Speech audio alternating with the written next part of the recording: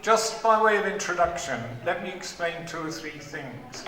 First of all, in this presentation, I'm focusing on the curriculum for mainstream schools, not just the NIS curriculums. I'm interested in the process of change across the school system in Kazakhstan. The presentation that I'm making arises out of the work of the so-called Roadmap Group, which is a small group for which Alan Ruby, sitting there, was also a member, Peter Mehisto, if he's around, who were asked by the minister 2 or 3 years ago to provide advice on the process of educational reform in Kazakhstan. The form of that advice has not been saying, here's how to do it, here's the model you need to adopt. It's been really a relationship of critical friend with bodies like the National Analytics Center, the Education Academy, the National Testing Center, and NIS itself, where we've engaged in a conversation over a period of time about what they're proposing, about possible alternatives, about possible consequences of doing this and that. And so this presentation is part of that conversation. And I know there are colleagues here from some of those agencies and ministries, as well as teachers and school directors, who in the end are going to determine what happens in the curriculum in their schools and whether the hopes and aspirations of those developing new curricula actually are ever realized at all. So everybody here has a part in this process, and I think we learned from particularly Jan van den Eck's presentation, this process is not a simple one. And I'm probably going to leave you rather depressed because I'm going to point to some of the complexities and issues that Kazakhstan now faces. The broad strategy is clear. We know the general direction of reform. We know at least the primary mechanism by which that reform takes place, which is trialing, piloting change within NIS schools, and then the language there is a great deal, translating, disseminating, transferring that experience and certain aspects of what is developed in NIS schools into the mainstream. What we're faced with now are the hard realities of how you implement all that. And I want to identify and address some of those issues. So first of all, let's just note, and I think this relates quite closely to Jan van den Eck's spider's web, that you don't get education reform just by tackling one thing like national standards, assessment, curriculum, teacher training. All of these are part of an interdependent web, a system of education in a country, and if you neglect any part of that system, you undermine the attempts at change in the other parts. If you try to change curriculum, but neglect to change assessment, I think you and I know which will win when it comes to commanding the loyalty and attention of teachers. Because teachers and students' parents will always work to the test whatever is said about the curriculum. So part of what I want to address a number of the components of this system now, but the key point is that if you're going to get education reform, you've actually, I'm afraid, got to address all those components. Otherwise, one area of change will trip over another area of inertia. This is a very specific issue, but I know it's one that's occupying a lot of people at the moment. Kazakhstan is moving to a 12-year program of education. Initially, the idea, which would have been much simpler in certain respects, was to add a year onto the existing grade 11. But the strategy now is essentially to start school and start the new curriculum a year earlier. Children will still only be 4 or 5 when they start school. So what is currently preschool becomes grade 1. Now just think about it a moment, it's not so easy to make that change. And I think the key question I want to raise is, well, will that redefinition of what is now grade 0 and what will become grade 1, will that provide a platform so that with consequences through the curriculum up to finally grade 12, where there will be clear additionality on what is achieved currently at grade 11. I won't go into that in great detail at the moment because I'm sure for some of you this is a rather obscure technicality, but it's quite fundamental if the movement to a 12-year curriculum is actually to result in higher levels of achievement of students in the school system.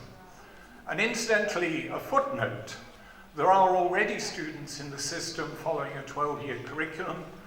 What happens to them in this process? And some of those are in NIS schools. So there's that issue of the transfer to a 12-year system and really very practical consequences about how you handle that. As I said, in a sense, the model of curriculum change is one of NIS pioneering, leading, piloting curriculum change and change in assessment, even change in school governance, in pedagogy, and then that being transferred into the mainstream. Now, if I were a critic of that model, and there are plenty such critics in Kazakhstan today, I'd say, but hold it a moment.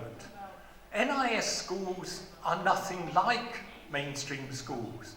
Just look around you.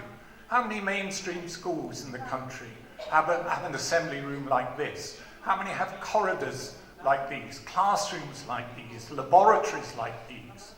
So it's easy to argue on about 12 different counts that NIS schools are so unlike mainstream schools that the idea of in any way translating experience from NIS schools to mainstream schools is just ridiculous.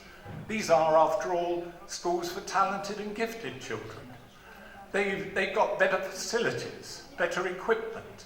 They've got, on the whole, they're paying teachers more and attracting good teachers from the mainstream schools into NIS. How on earth could you translate NIS into mainstream? And that's exactly the point which the system is trying to address at the moment as the curriculum, the new curriculum for mainstream schools is developed with NIS curriculum as a resource. But although it's easy to say that there is such a big gap between NIS and mainstream schools that the NIS curriculum is irrelevant, I want to urge you not to lose aspiration. Don't lose NIS experience. Don't start all over again. It was interesting that David Lambert quoted Ken Robinson, arguing that children are born, I think he said, with incredible powers of imagination, intellect, feeling, and intuition. I agree with that. And that isn't just those children with the incredible powers of intelligence and imagination are not just in NIS schools. They're in mainstream schools too. And the reality is that the kind of curriculum that NIS schools have adopted is very similar to the kind of curriculum that is already in operation in many countries across the world for mainstream school systems. It's not entirely out of the reach of ordinary kids in ordinary classrooms in different parts of Kazakhstan. Of course you will need to make some adaptations, but I've been rather alarmed to find the scale of adaptation that's been taking place in some areas in the early stages. It's a loss of aspiration, a loss of ambition, and a loss of faith in those children and their teachers and their ability to achieve higher standards in education. I understand that the new Deputy Prime Minister visited an NIS school a little while ago, and part of her response was, all schools should be like this. And I don't know whether she was referring just to the fabric of the buildings, but I think I want to urge, not only in the buildings, but in what is taught and how it's taught, all schools should be like this. That's not going to happen overnight, but that ought to remain an aspiration, and that ought to be reflected in the changing curriculum. So that's a call not to lose faith. Iveta Silva, who's talking later, has written a lot about the way curriculum reform gets subverted and hijacked in systems. And I think this is the point where you really have to be on your guard against that subversion. Don't let people water it down to such a point that actually the reform process has run entirely into the sand. Alan Ruby spoke at a meeting this morning. He used the term fidelity of implementation. It's about being faithful to the original. And I think that ought to remain a guiding principle, and you ought to be monitoring very carefully the extent to which that principle is observed. Again, a rather technical question, I won't dwell on it. But, for example, in 2016, you're going to introduce a new curriculum at grade 5 to children who won't have done the new curriculum in grades 1 to 4. Even more problematic, in my view, in 2017, you're going to introduce the new curriculum at grade 10 to children who won't have done grades 1 to 9 of the new curriculum. And I understand the pressure for speed in implementing the new curriculum, but it seems to me you're going to have some transition arrangements to make sure those children aren't completely lost when the demands of the new curriculum are introduced without the preparation that children will have in the future. And then finally, there is a bit more. I think I've said this every conference I've attended in Kazakhstan, and some of you will have been bored of me saying it. If you don't change curriculum, if you don't change assessment, you're not going to change curriculum. And in particular, if you don't change high-stakes assessment, like the UNT, then the curriculum change in schools will never take place. We have to learn to test different things. For example, in languages, we have to learn to test conversational skills, not merely knowledge of grammar, not merely ability to write sentences, but ability to listen, talk, interact in a language. That's what you want children to learn, then that's what you've got to find some way of testing in a way which has validity and reliability. And you could look right through the curriculum. If you want children to engage in investigative work in science, then if you only test memorization, the investigative work is going to get subordinated and probably disappear. Any teacher here knows the power of the UNT over, in particular, that last year of school.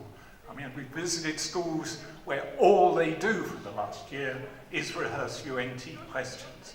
That's not an education which meets the aspirations and ambitions that this country has declared. Jan van der Eck attributed this sentiment to Lawrence Stenhouse. I've attributed it to Jean Ruddock. But Lawrence Stenhouse and Jean Ruddock were very good friends, so I don't think they'll mind if we've got it wrong. Teacher education, there is no curriculum development without teacher development. Now, NIS, one of the major projects within NIS, has not been focused just on NIS schools, it's been across the system, and that's the Centres of Excellence program. And we're still looking for evidence in detail of the impact of that. But I think the evidence we have indicates really very significant effects across the system. A version of the COE program was provided at very short notice last summer to me in pedagogic institutes. But the pre-service education program within the pedagogic institutes is still a long way behind what is now being described and prescribed for the school system. And the pre-service education of teachers has now got to catch up with what is being described for the school curriculum, and I believe that's going to involve radical change. And we had a very constructive round table only last week, bringing together directors of pedagogic institutes, the National Academy, NIS and others, to develop an approach to initiating that change in pedagogic institutes. But that will be a challenging set of demands. But if the pedagogic institutes, the flow of teachers from the pedagogic institutes, about 10,000 a year into the school system, they actually train about 30,000 a year. If the flow of students from the pedagogic institutes don't come out fully versed in the requirements of the new curriculum, then you're going to have to go through all the labor of retraining, and that's a waste. Trilingual policy. There's an ambition that 700 schools will introduce English as a medium of instruction for STEM subjects by 2020. There's a parallel ambition relating to the teaching of, I think it's history and geography of Kazakhstan through the medium of Kazakh, which itself has its problems. Now, even if you only have one teacher per subject per school, this requires 3,500 teachers with, I think NIS requires IO 6 or 5.9. Certainly Peter Mahisto was advising you really need 7.5 if you're to engage in dialogic teaching in a language. Big question, where will they come from? NIS schools themselves have difficulty recruiting students with those abilities. And if you're an individual who's got scientific know-how and fluent English, why would you go into teaching? There are 100 jobs of a different kind which will pay you probably twice as much. So there is a huge issue, I think, about this trilingual policy ambition in schools. In my more depressed moments, it seems to me an impossible ask in the time that's available. It's certainly going to be a difficult challenge.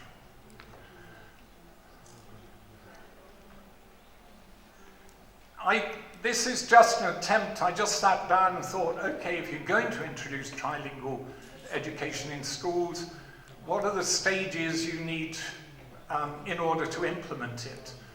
And I mean, at least in the beginning, you've got to build up the language teaching competence even of the English and Kazakh teachers, because many of them struggle in the languages that they're expected to teach. When it comes, they often know the formal grammar extremely well. Even in a small rural school, I had an English teacher explaining features of English grammar that I certainly didn't know. But that same English teacher struggled to have a social conversation about his family, about the village. And if you're going to teach through the medium of English, you've got to have higher standards of English than that. And your students have got to have higher standards of English than they mostly have at the moment. So you've got to improve the language learning of students. You've got to train the next generation and the current generation of teachers in science and maths in the language of instruction. And as I've noted, it isn't just a matter of learning to teach through the medium of English. There is also a short supply of teachers who can teach Kazakh geography, Kazakh history, and Kazakh literature through the medium of Kazakh. So the language requirements over the next 5 years are enormous, I think. And then, and this is my final slide, and it shouldn't be the final slide, it should perhaps be the first slide, because we all keep acknowledging that there is a huge gap between student achievement in the cities and student achievement, particularly in the small rural grade, multi-grade schools in rural areas. Now, I have enormous respect for the people I've seen teaching in these multi-grade schools. They're very devoted, they love their children love them, they work hard. But they're working against the odds because they don't have the resources, they don't have the equipment that the urban schools have, and very often you've got teachers trying to cover not only a range of ages, but a range of subjects. Well, they've only got very small teaching loads on the Stavka system because they only teach one subject and there's not much demand for that on the timetable. I do think the issue of how you raise the quality of student learning experience in small rural schools ought to be at the top of the priority. We talk about social justice, but that is actually one of the biggest injustices in Kazakh society today. It goes beyond education, of course. You can ask about the supply of fresh water to some villages. You can ask about public transport to some villages. You can ask about roads to some villages. But here we're concerned with education, and this remains an area which seriously needs to be addressed.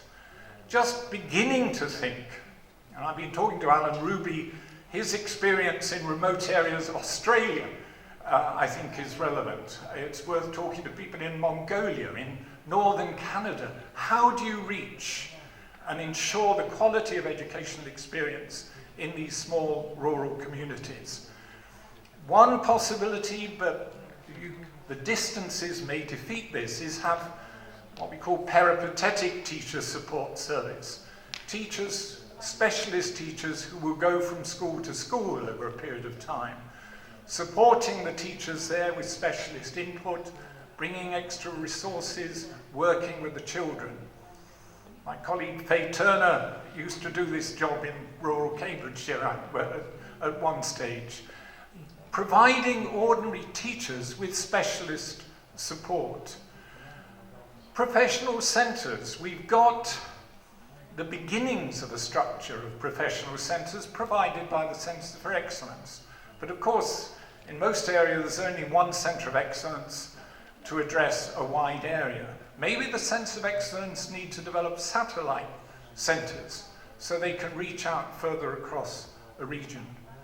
More favourable teacher-student ratios. Some of them actually have quite favourable teacher-student ratios already, but it's a matter of how you use those teachers in power.